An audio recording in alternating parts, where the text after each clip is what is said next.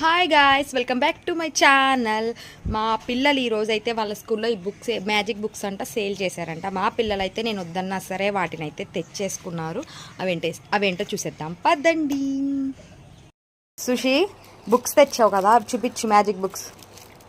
ఇదైతే magic book అమ్మా. ఈ పేపర్ దీని మీద అలా పెట్టుకున్నాం అనుకో, ఇదేమో అలా కదులుతాయమ్మా.